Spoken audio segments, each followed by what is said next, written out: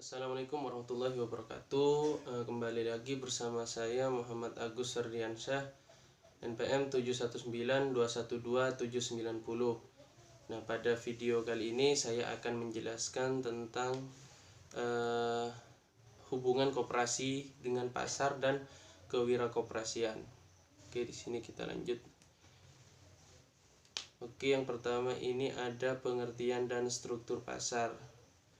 Nah, di sini apa itu pasar? Nah, pasar itu sendiri adalah tempat di mana seorang pedagang itu berkumpul untuk memperjualkan dagangannya, dan juga pasar ini juga sebagai tempat transaksi bagi pedagang-pedagang untuk memperoleh suatu keuntungan. Nah, di sini selanjutnya berdasarkan sifat dan bentuknya, ini pasar dibagi menjadi dua kelompok ya. Yang pertama itu ada pasar persaingan sempurna. Yang kedua ini ada pasar persaingan tidak sempurna, di mana pada pasar persaingan tidak sempurna ini ada beberapa juga pembagiannya. Ada 3 di sini. Ada pasar monopoli, ada pasar persaingan monopolistik, dan ada pasar oligopoli.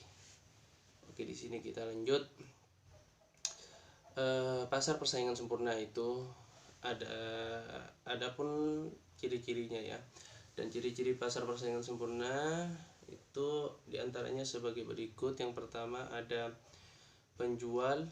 adanya suatu penjual dan pembeli dan sangat banyak. Nah, itu pasti ya, setiap pasar pasti ada yang namanya penjual dan pembeli untuk guna terjadi tawar menawar dan transaksi seperti itu. Nah, yang kedua ini ada produk yang dijual perusahaan adalah homogen. Yang ketiga, perusahaan bebas untuk masuk dan keluar pasar. Dan yang terakhir itu para penjual dan pembeli memiliki informasi yang sempurna. Nah, oke, di sini selanjutnya ada koperasi dalam pasar monopoli. Nah, koperasi dalam pasar monopoli ini ada ciri-cirinya juga diantaranya sebagai berikut. Ada perusahaan penjual atau yang menghasilkan produk hanya satu. Kalau pasar monopoli, karena mono itu satu kan, jadi perusahaan penjual atau yang menghasilkan produk itu hanya satu penjual istilahnya. Yang kedua ini tidak ada produk substitusinya. Yang ketiga, konsumen produk yang monopoli adalah banyak. Terus yang terakhir ini ada memasuki industri yang menghasilkan produk monopoli sangat sulit, bahkan tidak mungkin. Oke, di sini kita lanjut ke koperasi dalam pasar persaingan monopolistik. Nah, di sini ada 6 poin. Poin yang pertama itu ada banyak penjual atau pengusaha dari suatu produk yang beragam. Dan selanjutnya itu ada produk yang dihasilkan tidak homogen. Selanjutnya ada produk substitusinya. Yang selanjutnya keluar atau masuk ke industri relatif mudah. Yang selanjutnya itu ada harga produk tidak sama di semua pasar. Dan yang terakhir, pengusaha dan konsumen produk tertentu sama-sama bersaing.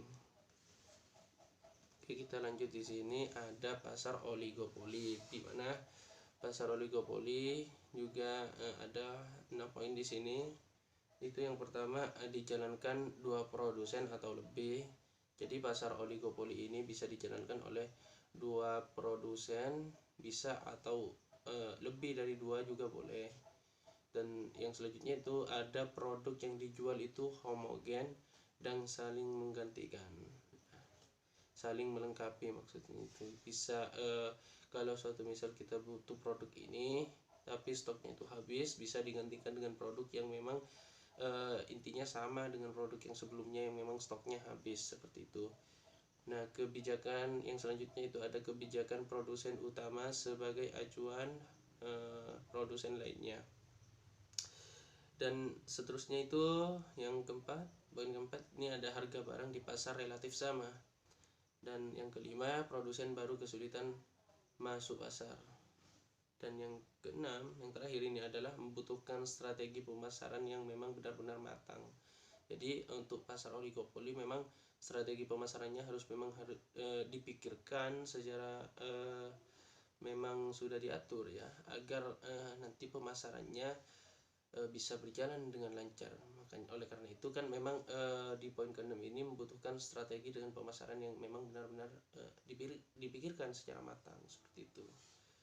Oke, di sini lanjut ada pengertian kewirakoperasian. Nah, kewirakoperasian adalah suatu sikap mental positif dalam usaha kooperatif dengan mengambil prakasa inovatif serta keberanian mengambil resiko dan berpegang teguh pada prinsip identitas kooperasi. Oke, di sini kita lanjut.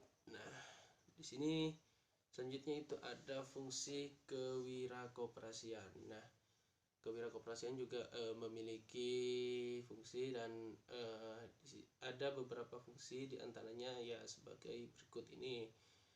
Ada 3 poin. Yang pertama itu adalah kewirakoperasian arbitrase, dan yang kedua adalah kewirakoperasian rutin, dan yang terakhir itu ada kewirakoperasian inovatif. Oke, kita lanjut di sini. Adapun juga tipe kewirakoperasian. Nah, di sini ada 4 poin. Yang pertama itu ada kewirakoperasian anggota-anggota sebagai pemilik koperasi dapat menjadi wirakoperasi bila ia mampu menemukan dan memanfaatkan peluang yang ada untuk pertumbuhan suatu koperasi. Nah, yang selanjutnya yang kedua ini adalah kewirakoperasian manajer, di mana mengangkat manajer sebagai pelaksana dan penanggung jawab kegiatan operasional dan tentunya langsung mengharapkan perubahan yang memberikan keuntungan. Dan selanjutnya yang ketiga itu ada kewirakoperasian birokrat. Nah, di sini adalah pihak yang secara tidak langsung berhubungan dengan pengembangan koperasi. Nah, selanjutnya ini ada kewirakoperasian katalis. Nah, sebagai pihak berkompeten terhadap pembangunan koperasi, kendatipun ia mempunyai hubungan langsung dengan organisasi koperasi. Seorang katalis biasanya adalah seorang altruis, yaitu orang yang mementingkan kebutuhan orang lain seperti itu. Oke.